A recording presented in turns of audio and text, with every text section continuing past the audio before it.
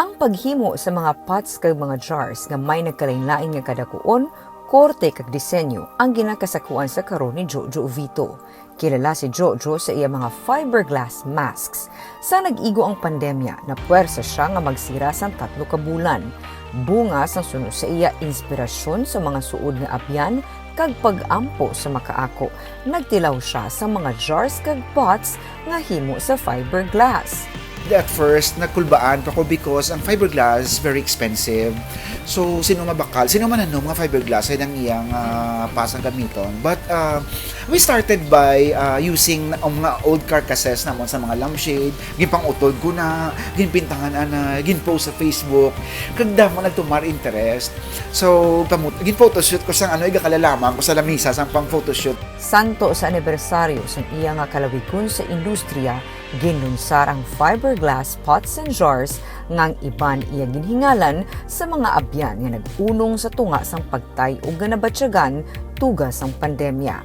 Wala naghuna-huna si Jojo nga mangin mabakal ang iya fiberglass pots and jars. Tungod nga jutay man lang ang iya nga tawo, masami nagakaubusan sila bangod sa mataas nga demand.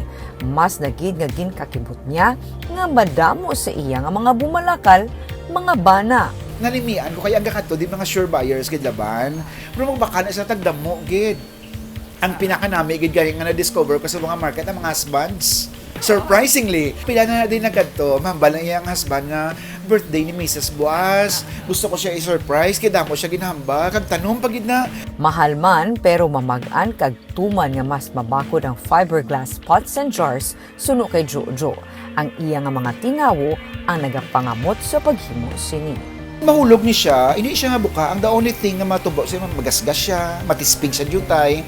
But the beauty of fiberglass, this is repairable. Kag we are handmade. So, hindi ko man siya ma-bargain o ma-barter, ma-exchange sa machine-made because ang imperfections ni nag-show na may mga tao kung natagaan obra during this time of pandemic. Wala pa man nag-uso ang mga plantito kag plantita suno kay Jojo, may huyog na siya sa mga tanom. Bagay man nga naghatag sa iya sang dugang nga mga higayon. Suno kay Jojo, ang pandemya nagtudlo sa iya sa madamo nga bagay. Ang pagtuo sa makaako labing importante. Ikaduha, ang paghatag sang kabilinggan sa relasyon sa mga abyan, ang hindi pagkalipatan.